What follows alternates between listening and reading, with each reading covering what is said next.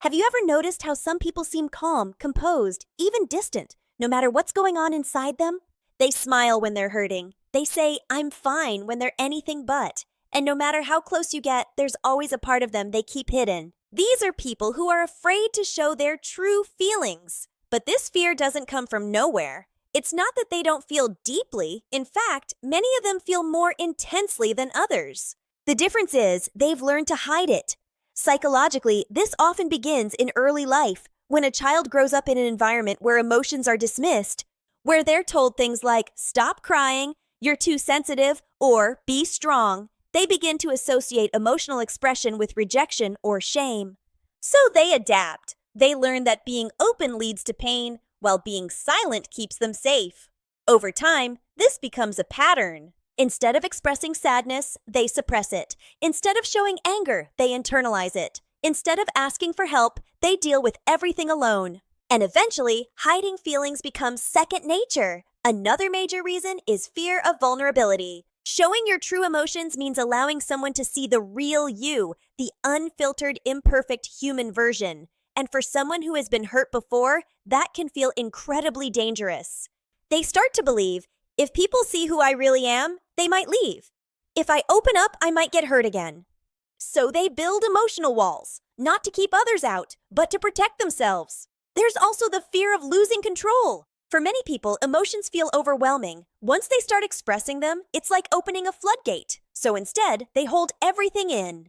Maintaining control on the outside, even if it means chaos on the inside. You might notice this in people who are always strong. The ones who never complain, the ones everyone relies on. But even the strongest people get tired of carrying everything alone. Another layer to this is overthinking. People who hide their emotions often analyze everything. How will this sound? What will they think of me? Am I saying too much? So instead of speaking honestly, they say less or nothing at all. Silence becomes safer than the risk of being misunderstood. But here's the difficult truth. The more someone hides their feelings, the more disconnected they begin to feel. They may have people around them, but still feel alone. They may want to be understood, but struggle to explain themselves. It creates an internal conflict, a quiet tug-of-war between wanting connection and fearing exposure. And sometimes, they don't even realize they're doing it. It's not always a conscious choice. It's a habit built over years. A defense mechanism that once protected them, but now holds them back. The problem is, emotions don't disappear when you hide them. They build up.